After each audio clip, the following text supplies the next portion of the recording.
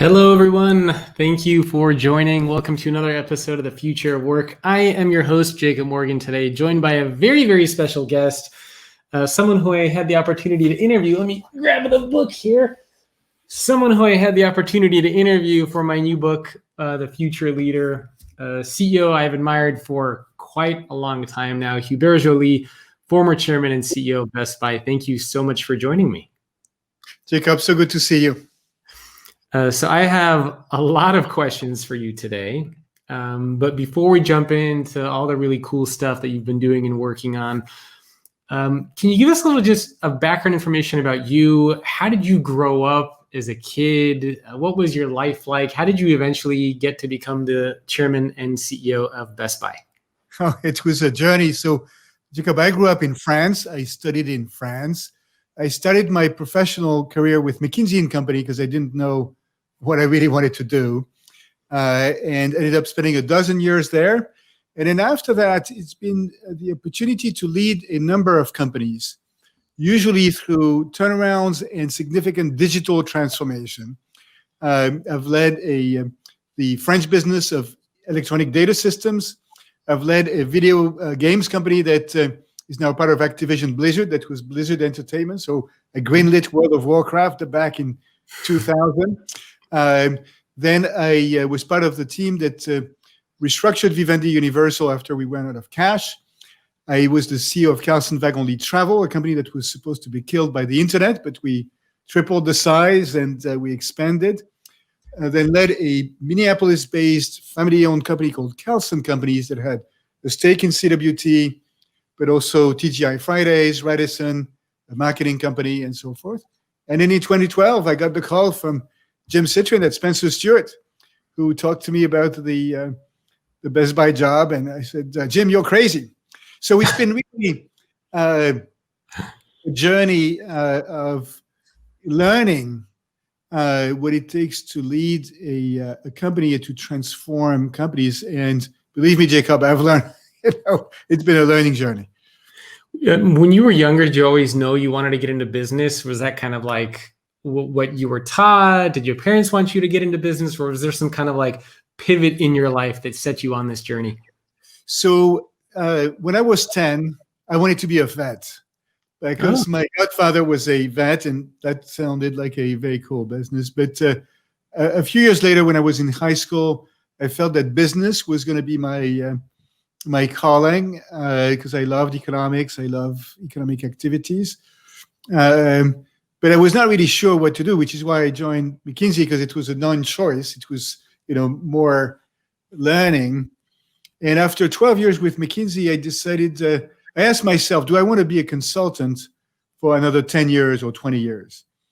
And I took a year to think about this. And at the end, I said, no, I want to lead a business. I want to be in the arena. And so that's what has led me to decide to lead companies. And it's been a joy. Very cool. Yeah, it's fascinating. So you wanted to be a vet and ended up being in the world of business. Yeah. Very cool. And before we talk about sort of some of the things that you did at Best Buy, so since you retired as being the chairman and CEO, what are you doing now these days? What is this word, retirement? I don't know that word. So I've studied a new chapter. So about, I'm going to say a couple of years ago, right, I started to think that it was now time to pass the baton of CEO and chairman to the next generation at Best Buy. I was happy with what we had done, and I felt that the next generation of leaders, Corey Barry, who is now our CEO there, was ready. And I wanted to do something different. I'd been a CEO for really 15 or 20 years, depending on how you count. And these are not full-time jobs. Yeah. These are all-the-time jobs.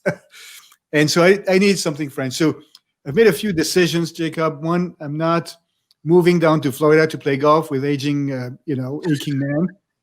I'm not going to be a CEO anymore.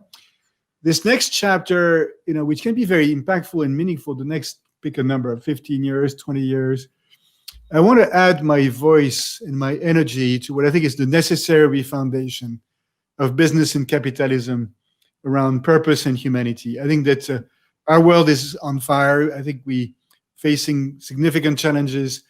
And it's interesting, it's this month in September 13th, we celebrated, quote unquote, the 50th anniversary of, Milton Friedman's piece in the New York Times, where he declared the primacy of shareholders, which I think has been a disaster.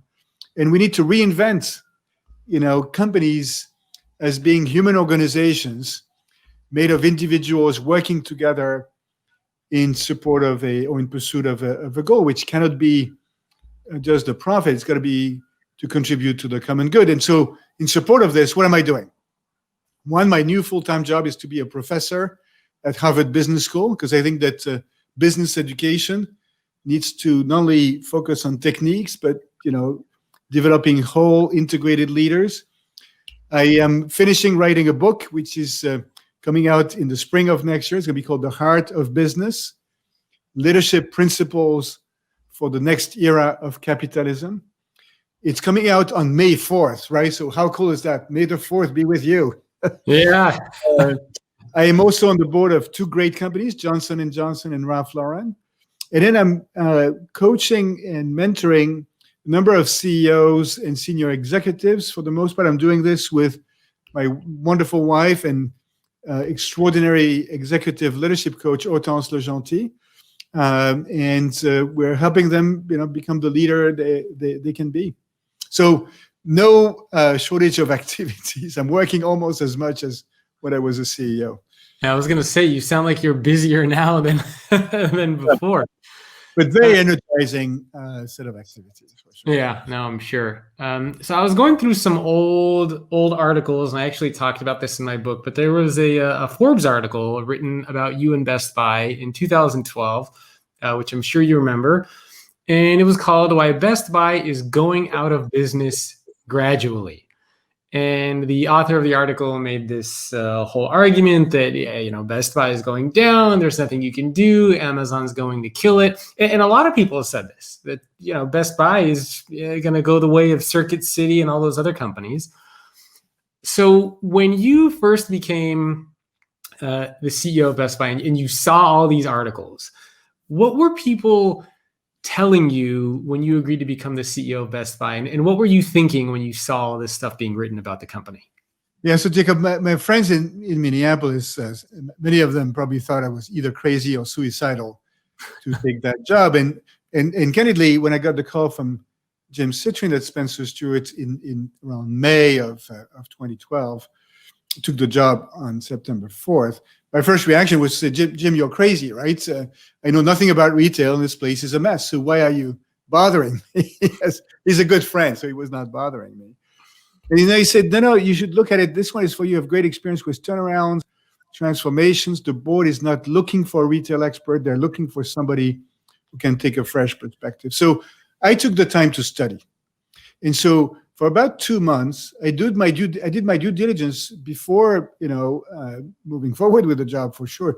So I did store checks.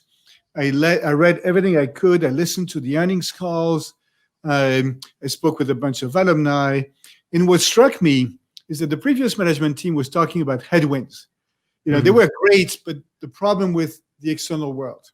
And mentally, I said, let me call Tim Cook and Jeff Bezos and ask them, how's the wind where you're sailing? And both of them would have said, oh, man, the wind is fabulous. We're having the time of our lives. And so in my mind, I said, so wind is not the problem. We, Best Buy, must be the problem. And it's true that consumer electronics is a great market. We all want these gadgets. They play a very important role in our lives. In particular, now all working from home or learning from home. And so technology is critical, but even before COVID, but even more so now. People are excited about technology, but they often need help because it can be overwhelming for many of us. It can be confusing. So what should I choose? How do I make everything work together? And if it's not working, is it, if Netflix is not working tonight, is it, the pipeline into the home, the router? Is it the Wi-Fi in the home? Is it the TV? Is it the streaming device? Honey, what is it? And Best Buy can be honey to everyone. And so I felt we had a critical role to play for customers, and we also had a critical role to play for the vendors. because the world's foremost tech companies, they spend billions of dollars on R&D to create these great new products. And a world without Best Buy is a grim world for them, because the only place where you can see the picture quality of a TV is in real life. You cannot see it, online. Same with a sound system. If you want to listen to the sound system, so shelves with just boxes are not going to be inspiring. So, granted, a number of companies like Apple and Sony, to a degree, Microsoft, had been building their stores, but nobody wants to build stores if you're a hardware manufacturer, except if you're Apple. And so I felt, in part coming from my travel distribution experience, where in travel distribution, all of the money is made from the vendors, I felt we had a service that we could provide to these tech companies. And in the end, what we did was, we did deals with all of the world's foremost tech companies to allow them to showcase, the fruit of their billions of dollars in our stores. And we became like the Coliseum, where all of the gladiators can, show how strong they are.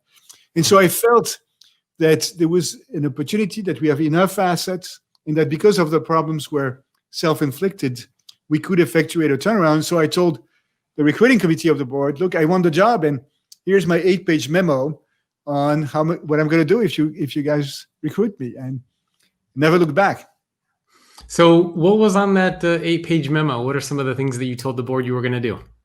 It was my view of the diagnosis, so around the opportunity, where we were, and it was this idea of the role we had to play in the world vis-a-vis the customers and vis-a-vis the vendors, and then some of the operational improvement, because I had done these store checks, and I gave examples of, a mediocre experience as a customer online and in the stores, and that this was fixable. So this is what my hypotheses were, and that's importantly, this is how I envisaged working with the team, working with the board, working with the various stakeholders, and how I was thinking of approaching the job. So it was a bit my 100-day plan. Okay, so you take the job, and do you remember what did you do on day one? Yes. As CEO, so you get there, you get to the office. What was day one like for you? Actually, week one, Jacob, was spent in stores. So my first official day on the job, I was not in headquarters. I was in the Best Buy store in St. Cloud, Minnesota, and then in a couple of other stores in the Twin Cities, because what I wanted to do is learn from the front line. So I spent a week, being educated on the activities in the stores, learning from the frontliners, watching them interact with customers, doing focus groups with them, and learning more than I would ever be able to do just looking at spreadsheets. So, for example, one of the associates in St. Cloud told me, do you know that the search engine on the website is not working? I said, what do you mean it's not working? Type Cinderella, you get Nikon cameras. Not quite the same. Also, so everybody was talking about showrooming, so how customers were getting into the Best Buy stores, talking to the associates, and then leaving and then buying, online, because it was supposedly cheaper. And of course, there was no sales tax online at the time. So that led me to say, we actually need to change this. And we killed showrooming by implementing the price match policy. So we match Amazon prices. And so the blue shirts could win then. Before, they couldn't win. They felt that it was out of their hands. But here, by matching Amazon prices, we felt we could win. I also saw, the space allocation in the store. There was so much space that was still allocated to physical media, so CDs, DVDs, video games, which was frankly shrinking categories, and almost limited space allocated to mobile phones, which was booming, or to appliances. There was almost nothing on smaller. So you can see it physically. I also saw that we were not helping the store associates with, why Best Buy? Why should the customers buy? Also, the store general manager told me about it's crazy. I'm being tasked with optimizing 40 key performance indicators. There's no way I can focus on 40 things during my day. So you need to simplify things for me. And so we said, all right, At Best Buy, it's easy. We only have two problems. And everybody at the company knew that after I said it. Two problems. Our revenues are going down and our profits are going down. It could be worse. We could have 5 problems, only 2 problems. And so being able to focus everybody on solving these 2 problems made it easy. So that was my first week, extremely informative. Now, of course, around that time, I also met with people in headquarters, shared my principles, my enthusiasm, how I felt that we could effectuate a turnaround by refocusing on customers and people and treating profit as an outcome and not as, the main thing. Because at the time, a lot of people, the analysts, investors, a lot of them were saying, you're going to need to cut a lot of cost and close stores. So it was cut. And of course, we've cut the cost, but that was not the primary focus. The primary focus was revitalizing the company around people and customers. So, a lot of business leaders, typically one of the first things that they do is, like you said, they cut costs, they fire a bunch of people, they don't invest in their people because, why would you put more money into your people if the business is going down? But I was reading some articles that you were actually putting more money into training, more money into your employees, and not firing them by the thousands, but actually putting them first. And that is a very, it probably takes a lot of courage and boldness to do that, because I'm assuming you had a lot of people say, what are you doing? Like, why are you putting more money into this? And second, it was probably a tough choice, right? I mean, to decide to put more money into something when the business is struggling. I mean, how did you decide? Yeah, so Jacob, I have this turnaround manual because I've done a few of those as I laid out. And yes, I'm not the cut guy. I'm a big believer that in business, so you have 3 imperatives in business. One is the people imperative. You need to have good people, well-trained, well-equipped. Then you have the customer or business imperative. You need to have happy customers to whom you sell, compelling services. And then you have a financial imperative, which is you need to make money.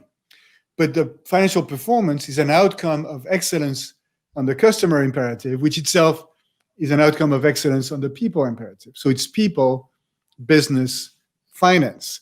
And you treat profit as an outcome, not as your singular focus. In fact, when we presented in November, so 2 months after I joined to the street, a Renew Blue plan, we had all of the stakeholders. Everybody talks about stakeholders now. So we had the customers, we had the employees, we had the vendor partners with these idea of partnerships. We had the shareholders, of course, we care about them. And then we had continued to be good citizens in the world. So we took care of all of the stakeholders. And then from a turnaround standpoint, I believe that there's 4 levers in a turnaround. Number 1, grow the revenue line. It's amazing what growing the revenue can do. If you shrink, there's no cost takeout that will get you out of trouble. So 1 is grow the revenue. It's got to be focused on the customers and the employees. Then, of course, you're going to cut cost because oftentimes you need to do that. And at Best Buy, we did. But the first priority around cost is what I call non-salary expenses. So all of the costs in the P&L that are not related to people, which at most companies, it's 70 or 80% of the cost structure. So let me give you an example of what we did there. So at Best Buy, let's agree, we sell a lot of TVs, right? And they're big, they're thin, so they're fragile. So we break a lot of TVs, either between the manufacturers in our warehouses or between the warehouses and the stores, or maybe the customers also break them on the way to their home if we don't deliver it to them. So let's imagine, pick a number, we sell $10 or $15 billion worth of TVs. Let's imagine we break 2% of them. That's a lot of TVs that are broken. So if you can reduce the TV junk out, as we called it, this is a saving. Same with returns. 10% of what we sell comes back. That's bad news from nobody wants to buy something and have to return it. So if you can reduce that, so that's non-salary expenses. The third priority is optimize benefits. So a rising cost for most companies in this country and around the world is healthcare cost. Yeah. So how can you work to foster greater wellness amongst the employees so that you can reduce their healthcare cost? And then if 1 + 2 + 3 is not sufficient, Then you go after headcount, but that's as a last resort. And you're not necessarily going to start with cutting on the front line. You may actually cut first at headquarters. You want to delayer, and to the extent that you're going to reduce positions, you also try to redeploy. Because you have turnover in a company. Yeah. And so you can actually redeploy. So, you don't treat human beings as the source of the problem. You treat human beings as the source of the solution. And you treat headcount reduction not as a victory, but as a last resort. Does that make sense? No, it does. I mean, I was thinking of you kind of have to be a little bit like Sherlock Holmes, I guess, because you're kind of looking for because a lot of leaders, you wouldn't think to necessarily look at TVs or to necessarily look at benefits. Like you have to be a little bit of a detective in a way and just really understand, the clues and what's going on in the business. So what do you think, a lot of organizations today, when they go through tough times, and not just as a result of COVID, but just in general, the first thing that they do is they always let go of thousands of people. And so I'm wondering, are the CEOs who are doing that, do they have to do that? Are they really being the detective and looking at other areas of the business, or are they kind of just taking the easy way out? And so I'm curious to hear your thoughts. When you hear these stories of companies who are letting go of 5,000, 10,000 employees, what goes through your mind? Do you think like, okay, they're not trying hard enough, or they tried everything and there's nothing else they can do? Well, I would say two things. One, what gets reported in the media sometimes is different from reality. Yeah. A media report is going to want to emphasize the dramatic without necessarily getting into the work of telling the entire story. So I would discount what I'm reading in the media. And I know, many CEOs at great companies in the US or outside. And the CEOs I know, tend to be great human beings, not just with the brain, but also with the heart and the soul. So, I think most people believe that the way to get things done is not by slashing and burning. There's exceptions, and I think that the exceptions are fortunately fewer because it doesn't work. But I think one of the tasks I have ahead of me is to lay out a vision of business that's more focused on purpose and humanity and killing, the idea of shareholder primacy. Because I was talking with, younger people now that I'm at Harvard. The idea of the sole purpose of a company making money is still out there. So we just need to kill that idea. And not that we don't want to care about shareholders. At Best Buy, our share price went from $11 to, I think it's around $110 now. So we did okay with the shareholders, but it's an outcome. And so we need to reframe what capitalism is about and put people at the center. People are at the heart of business. They're the engine of business. The key to success is to what I call unleash human magic, right? Yeah. Pursue a noble purpose and unleash human magic at the company in support of that purpose. That's how it actually works. So how did you, at Best Buy, as the CEO, I'm sure you had a lot of board members, shareholders who were, as you said, very, very concerned with profit, with quarterly revenues and all that sort of stuff. So how did you balance so much emphasis on revenue and profit with also kind of the purpose aspect? Like, how did you have those conversations and to get other people to understand that and do both at the same time? So I would distinguish two phases. One was the turnaround with Renew Blue, and then two starting in 2016, 2017. The second phase, which was a growth-oriented phase, which we called building the new Blue. During Renew Blue, the shareholder expectations were limited, right? Our market cap was, from memory, for a $40 or $50 billion company, our market cap was around $3 or $4 billion. And so, they didn't, as you mentioned, they did not expect much. What I would say is that, one of the problems that Best Buy had is that management had lost its credibility by telling a lot of exciting stories, but not delivering.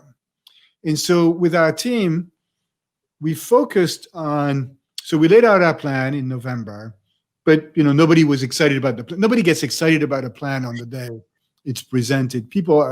Everybody's from Missouri, right, at this point. Show me. And so we focused on what we called our say-do ratio. The ratio between what we said we were going to do and what we actually did. And we were very focused on execution. It's a bit like when Lou Gerstner became the CEO of IBM in 1992 or 1993. He said, the last thing that IBM needs at this point is a vision. What we need is execution. And Best Buy, we need to execute. There was plenty of opportunities. And we need to show the investors that there were opportunities and that we were able to execute. So every quarter, we would tell them where we had made progress. And they didn't need to hear we've solved everything, but say these are tangible opportunities that we control. And here is so an example, one of the opportunities we had found was to unlock ship from stores. Right? If you're a multi-channel retailer, you have all of these stores. They're very close to customers. So if you can ship the goods, the online orders from the stores, you unlock inventory and you have a great speed of delivery. So that makes sense. And so every quarter we would say, and I give credit to Sharon McCollum, who's our CFO at the time, and she would say, now we've done ship from store from 50 stores. These are the kind of results we're getting. Then the following quarter, we're now in 250 stores, and we continue to be excited with the results, and then 750, and then 1,000. And so show this progress. Same with returns, replacement, and damages. How can we control this? Or same with improvements to the website. So you show them, you keep them in the journey, and you give them hope and confidence that this is going to work. The investors, the analysts, they're very smart, they're very sophisticated, they know the business, they understand business. They know that if you're trying to fool them, that's not going to work. So they want to, if it's a good story, they want to believe you, and they're counting on you to do this in a way that creates long-term value. Now, there's some shareholders that are, churning very, very quickly. Yeah. There's nothing much you can do about there. There's going to be volatility in the stock. That's okay.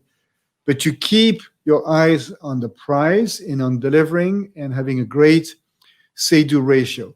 I think, Jacob, management teams that use the short-term focus of the investors as an excuse to not do the right thing, I think are completely misled. I have found that if you go to the investors and share with them what you're doing, the investments you're making, the return you're expecting, many of them will believe you and follow you. And then in the end, or in the second phase, I actually told our investors our purpose is not to make money. You told them that? Yes. And they completely understood. They said, no, our purpose, in the second phase, we said our purpose as a company is to enrich lives through technology by addressing key human needs. So we're not really in the business of selling TVs, although if you'd like to buy one from us, Jacob, we'll gladly sell you one. But we're in the business of understanding what you're trying to do in your life and being your best friend, being your CIO or your CTO for your home, and being there to advise you and to support you. And if we do this, there's ample opportunities to create value for customers, for employees, for the vendors, and for the shareholders. And so they understand this logic of people, business, finance. They understand the logic of pursuing a noble purpose that makes good business sense, and then creating great outcomes. And we had a lot of respect for our shareholders because they're taking care of the retirement of our parents and grandparents and us tomorrow. So they're really important. But we respected them so much that we didn't want to create profits at the expense of the long-term value of the company. And it's this philosophy of putting people at the center that was the foundation. And your focus on the future of work is so essential, right? Because how you see work is so foundational. Yeah. You can see work, from a spiritual standpoint or historical standpoint, you can see work as a curse, right? Work is going to be hard because we sinned in paradise, right? So we got expelled. Or work. So it's a punishment. Or work is something you do so that you can something else. So that you can do something else, like be with your friends and so forth. That's one vision of work. The other vision of work as human beings is to see work as part of our quest for meaning, our quest for doing something good. And if that's how you see work at the individual level, as part of your fulfillment as an individual, then that's how you see what business is about. It's to contribute to the common good. So I think with your focus on, the future of work, you're touching something very fundamental, Jacob. I'm trying. But you said that today you work with a lot of CEOs, you do a lot of coaching, you talk to a lot of students who are at Harvard. And so do you ever get business leaders or students who push back a little bit and say, well, what am I supposed to do? My manager, my leader, he keeps asking me about quarterly profits. I have to generate revenue. I have to generate sales. I can't tell him about employee engagement or experience or health and well-being. I just got to do dollars and cents. How do you respond to those types of, any kind of that pushback? It sounds like, according to you, that shouldn't be an excuse for them, but. So I have a rule, which is 98% of the questions that I ask as either or are better answered as and. So of course, I'm not saying we shouldn't pay attention to quarterly earnings. Of course, and that's what we did. And we delivered, a string of quarterly earnings improvements over the last, 8 years. And Corey is continuing to do, my successor, a wonderful job with our team. So of course, it's all of these imperatives I talked about: people, business, finance. There's no trade-offs. So you have to take care of people, you have to take care of customers, and you have to deliver on revenue and profits. So you have to organize your activities in a way that simultaneously address these three imperatives, and understand that it's by doing this that you're going to create the better outcome. Mm-hmm. Philosophically, you do have to make a point, though, because again, going back to Milton Friedman, there's this view that the sole if you have the view that your sole responsibility is profit, then you have to tell them, look, this is not true.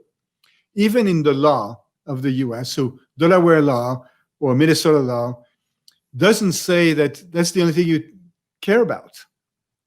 And so the law gives you, both for the board and the management team, the freedom to manage in a way that simultaneously optimizes things for all of the stakeholders.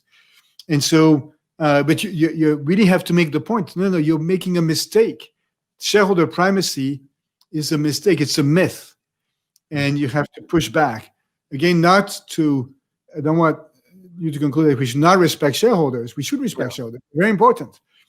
But it's not at the expense of the rest, and you have to treat profit as an outcome. So you need to have the conversation, and then every one of the stakeholders is a human beings. The shareholders, they're not abstract organization. I spoke with them every quarter. They're real people. They have a heart. They have a soul. They know. And today you're hearing Larry Fink, and you had heard Bill McNabb, BlackRock and Vanguard and all of these. They understand that if the planet is burning, it's going to be hard to run a business. If the communities are burning, Best Buy is headquartered in Minnesota. When Minneapolis is literally burning, you have to close your stores. It's hard to run a business when there's riots and the place is burning down. So it's an imperative that we take care of all of the stakeholders so as to have sustainable businesses. And the most sophisticated shareholders, in BlackRock, Vanguard, and others, completely understand this. Some of the foremost companies in this country, like Johnson, I'm on the board of Johnson & Johnson, right? Johnson & Johnson, since I think 1943, has had the credo that have them focus on all of the stakeholders, the patients, their families, the employees, the communities, and the last one is the shareholders. So good business people completely understand this. And we just need to, in many ways, a lot of what I had learned at business school, what I had learned when in my early years at McKinsey was a young executive, I've had to relearn or being rewired and put a noble purpose as the North Star and put people at the center and put human relationships as the engine in a business to create great outcomes for all stakeholders. So we have to rewire our brain. Why do you think so many leaders are having a hard time doing this now? So again, I'm very optimistic, Jacob, because when I see, my peers or my former peers, because I'm no longer a CEO as we established, there's so many great leaders at the head of companies. I could mention, quite a few: Alex Gorski at Johnson & Johnson, John Donahoe at Nike, Tim Cook, Satya Nadella at Microsoft, and many of them in the Twin Cities. David McMillan at Cargill, Doug Baker at Ecolab. There's so many. They're great human beings. They completely get this. And everybody now, every company talks about purpose, and everybody has always talked about people. So the challenge is less and less intellectual. The challenge is, okay, so if all of this is true, what does that mean concretely? How do I do this? How do I, in particular in a large company that faces all sorts of pressures, how do I truly put people at the center? How do I create an environment in which everybody feels they belong and they can be their best? So let me give you a story of what it means in practice. So I was visiting a store maybe 3 years ago in Boston, and the store general manager, one of the things he did, he would ask everyone in the store, so about 100 people, what is your dream? At Best Buy or outside of Best Buy, what is your dream as a human being? And my job, so put it in the break room, and my job is to help you achieve your dream, is to make sure that every individual at the company feels they matter. My compatriot René Descartes said a few centuries ago, cogito ergo sum, I think, therefore I am. Remember this? Yeah, of course. Of course. I believe that a better formulation today is ego videor ergo sum. I am seen, therefore I am. I exist. My manager sees I exist. I feel respected. I feel respected in all of my quirks and diversity. And I feel that I belong here. And so that requires, a complete revamp of how we think. Let me try to illustrate this. In many ways, the way we grew up in the 60s, business grew up in the 60s, 70s, 80s, 90s, was you take a bunch of very smart people. They create a smart strategy that gets translated into an elaborate implementation plan that gets communicated. You put incentives in place to make sure that everybody is mobilized, and then you expect great things to happen. Well, guess what? That doesn't work. I've learned over the years, one of the things I've learned is that financial incentives do not work. They're in fact counterproductive. Productivity goes down if you put financial incentives in place. MIT has done some research on that. Financial incentives may have worked when work was fairly mechanical and repetitive, but if we're trying to call on our creativity, all of the aspects of our humanity, financial incentives narrow our minds, so they're not good to create good outcomes. So we need to find different ways. And this is what I call unleashing human magic, right? It's about everybody at the company feeling they exist and that their purpose connects with the purpose of the company. It's the feeling that you can build genuine, authentic human relationships within the company, that you can be yourself. It's the sense that you have autonomy. Nobody likes to be told what to do, so people need some autonomy. You're learning skills, and you're in a growth environment, and it's one individual at a time, which means that, for example, at Best Buy, we went from training everybody on the same thing to individualized coaching, where every week a blue shirt would get coached specifically for what they needed to work on by their manager. So it's these kinds of things that change the outcome. And so I'll speak from personal experience. 10 years ago, 15 years ago, if you had asked me how to do this, I would have struggled. And my journey has been to learn from others and from experience on how to do this. And part of what I want to share with the world in this next chapter is, what does it take to lead in a purposeful, authentic, human fashion? Hmm. Well, maybe we can talk about that for a few minutes. So, what are some of the things that you think leaders need to do or change about themselves or how they lead to bring more of that purpose into the organization? And I've talked to a couple leaders, Paul Pullman, one of the other CEOs I interviewed for the book. I had Per Eulenhammer, the former CEO of Volvo, who shared wonderful stories. Bob Chapman from Barry Waymiller is another one. So what do we need to do as leaders? So these are great leaders, by the way. Some of them are friends. Paul is one. Significant change. So I'll speak from personal experience. So the way I grew up, and many of us grew up, we were taught that being smart was really important. In fact, that's how you get to the best schools. That's how you land, the best jobs initially, is by being very smart. There is also this belief that, the leader is this superhero that comes in and can solve everything. And so we've grown up with these myths about leadership, about being smart and being strong. Another, I think, danger that we've seen for leaders is, and that's a trap that, you can fall into. I've fallen into from time to time. It's the seduction of power, fame, glory, or money. I remember once taking a job that was 20 years ago because I thought it would bring me closer to the top of the organization. So it was not, in that case, about money, but it was about power and fame and glory. I was very proud because the board announced that I had this job. That's very dangerous because it's all about you. It's all about ego. And we could name, you and I, a set of examples of people who have fallen, great people who have fallen because they fell into these traps. And all of the corporate scandals of the last 5 years, 20 years, essentially about these very smart people who were seduced by power, fame, glory, or money.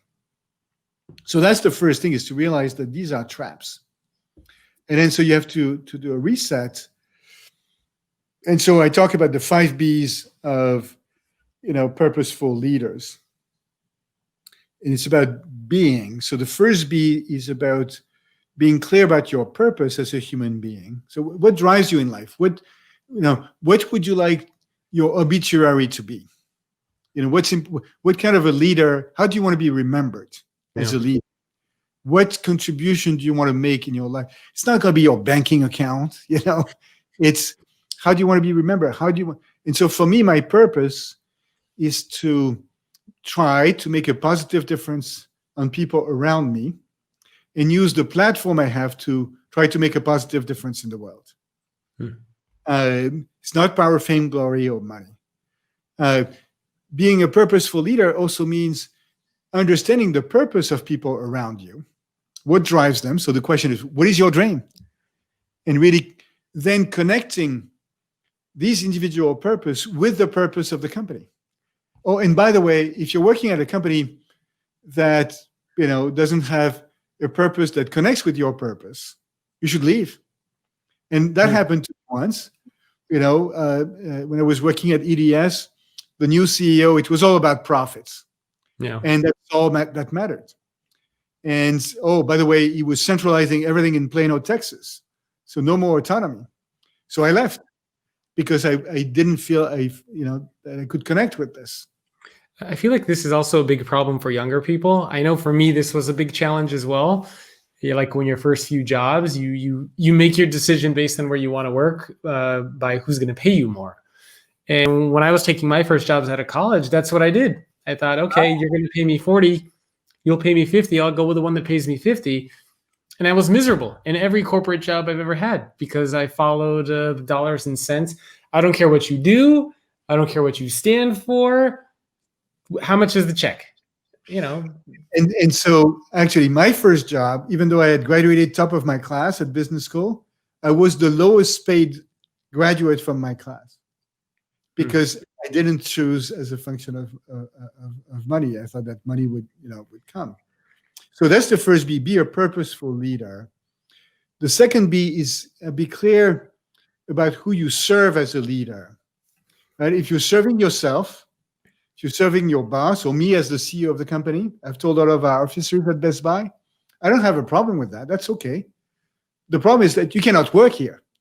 You shouldn't work here. You could be a customer of Best Buy, but you cannot be a leader of Best Buy because your focus is going to be to serve people on the front line, people around you, not yourself. So let's be real clear. The third B is be clear about your role as a leader. If you believe your role is to be the smartest person in the room and make sure that everybody around you knows how smart you are, you're wrong. And frankly, that's a problem I had for a long time, until I got Marshall Goldsmith to help me with that and help me become a better leader. Because the problem is I was often the smartest person in the room, but that doesn't matter. Yeah. So your role as a leader, it took me years to understand this, is not that. It's to create an environment in which others can be successful. So that completely changes your focus. Fourth B is be a values-driven leader. Of course, integrity is fundamental. And the fifth B is be an authentic leader. Somebody is okay to be vulnerable, who's able to genuinely connect with people around them, because that's what it takes to build these human connections. So I'll take an example here. Cami Scarlett, who's the head of HR at Best Buy, amazing leader. One day, she disclosed to everybody at the company that she had struggled with depression. Who does that? Yeah. Right? As a leader, you're struggling with depression? You're kidding me? No, she said, no, I did. And by the way, in any population, about 20% of the population suffers from some form of mental illness. We have to be able to talk about it. We have to be able to say, my name is Hubert, and I need help. We have to be able to be vulnerable. One of the things that I've learned is that the quest for perfection is evil, because if you expect everybody around you to be perfect, these are human beings. So guess what? They're not going to be perfect. And it's only, and Brené Brown on her TED Talk makes the point beautifully. It's by being vulnerable that I can build human relationships, and then we can work together and do great things together. So these are the 5 B's of leadership. For me, it's a huge departure from the model of the last century, let's put it this way. Oh yeah, for sure. And it definitely requires a little bit of courage to do it, especially embracing vulnerability, admitting that you don't know how to do something. In the past, if you did this, people would say, why are you even a leader if you don't, if you're asking for question or asking for help, you don't know how to do something. But I agree. I think we definitely need much more of that in the leadership space. Was there a particular moment during the course of your career or your life that particularly shape your approach to leadership, like a particular thing that happened?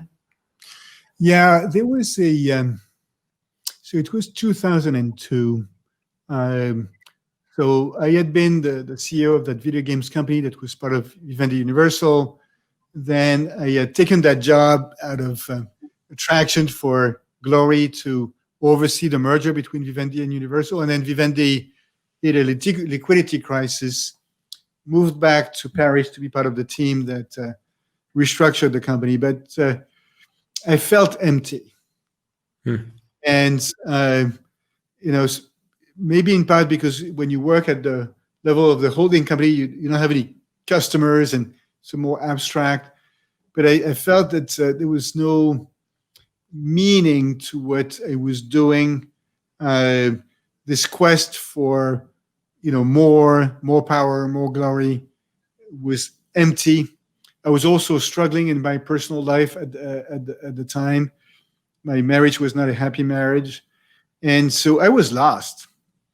And I took the time to do a spiritual retreat. I actually did the spiritual exercises of Ignatius of Loyola, which is there's many ways to find, your calling in life.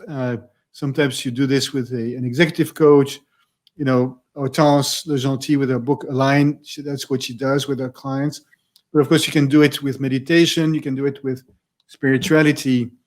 And that allowed me to get regrounded on, what is my true purpose in life? What is really important? And, what is going to matter in the end? So sometimes You need a crucible. You need to fall off your horse like St. Paul on the way to Damascus,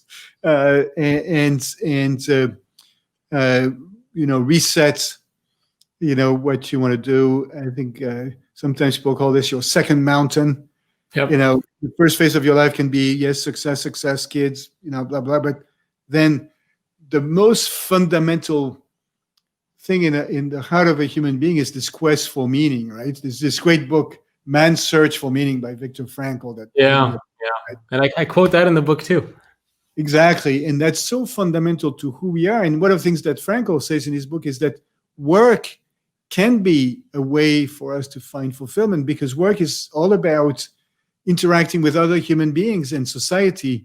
People talk about work-life balance as if there was work and then life was outside of work. I fundamentally disagree. Of course, we need to be balanced in our life, but life is in our work, and we can use work as a way to find great sources of joy and meaning and fulfillment. Yeah. Well, I know we only have a couple of minutes left, but I love that we're able to talk and agree that the leadership is changing dramatically, which I think is for the better. But I had a couple of just fun rapid fire questions for you. Starting off with, what has been your greatest business failure? Well, the biggest mistake was greenlighting World of Warcraft because we thought we would do 500,000 subscribers and we did 12 million. But that's not a failure. That was a mistake. We were wrong by a factor of 24. But that was a good thing. The biggest failure, I remember one in January of 2014 at Best Buy. While we had a good run from September 2012 throughout calendar 2013, we had a challenging holiday season, and you know how important holiday is for a retailer like Best Buy. The share price had gone from $11 to around $40, but again, we had disappointing sales during holiday, so the share price, to measure how people felt about us, went from $40 to $27 in one day. Wow. And so then, what we did just before announcing the results that led to this fall in the share price, we gathered the leaders of the company, the top 150 leaders, to preview the results. And I asked them, why do we fall, Bruce? And of course, everybody who's watched the Batman movie, Dark Knight Rises, knows the answer is so that we can learn to pick ourselves up. Yep. Right? And I also showed an extract from the movie Any Given Sunday, where Al Pacino at halftime talks to his team. Oh, yeah. Best motivational speech ever. And because I asked the team, we've messed up, we've made a few mistakes. It's our choice. How do we want to show up tomorrow? Do we want to show up as depressed and like we failed? Or do we want to say, oh, we've made mistakes. We're going to learn from these mistakes and we're going to move forward. And of course, everybody decided this. And then we got back on our horse. And so I think it's all about not what happens to us, it's how we deal with. So we're not the products of our circumstances, we're the products of our decision. And we're the captain of our souls, right? Yep. What was your most embarrassing moment, if you can remember that? Well, that could be when your share price goes down from 40 to 26. Embarrassing moment. I've had people tell me stories of how they were giving speeches on stage, and they fell before they walked on the stage, or they gave the wrong name to an executive, or they done all sorts of things. Well, if it happened, I forgot. I've been blessed. My life has been such a source of joy and excitement, learning from great people and working with great people. So embarrassment, nothing comes to mind immediately. Maybe I've erased it from my memory. How about that? What are you most proud of?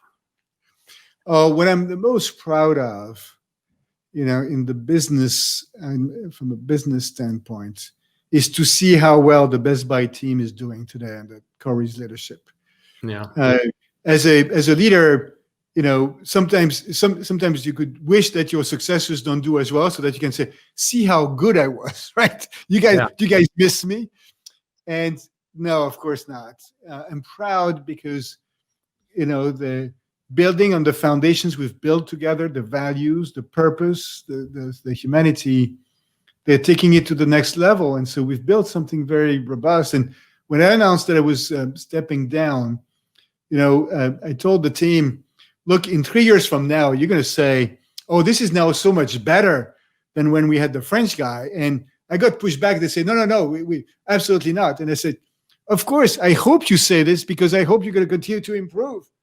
And so seeing how Corey and the team have led through the virus, through the issues also of racial inequality in Minneapolis, I'm so proud of that team and the culture, the lasting culture we have building on the very strong foundations that Dick Schultz and Brad Anderson had built when they started the company. Very proud of that. And maybe to wrap up, for all the leaders or for people who want to be leaders listening to this podcast, what is the best piece of advice that you can give them to be successful in this new world of work that we're all a part of? I think it's a piece of advice I got from somebody else, right? We're always getting help. It was, again, James Citrin wrote a column in Yahoo Finance a few years ago, and he wrote, the best leaders don't climb to the top, they are carried to the top.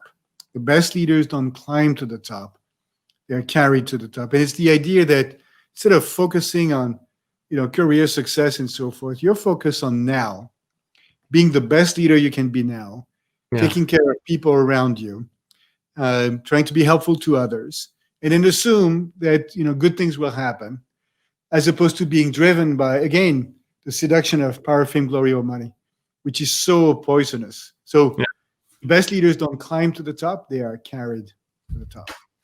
I love that quote. It's a great one.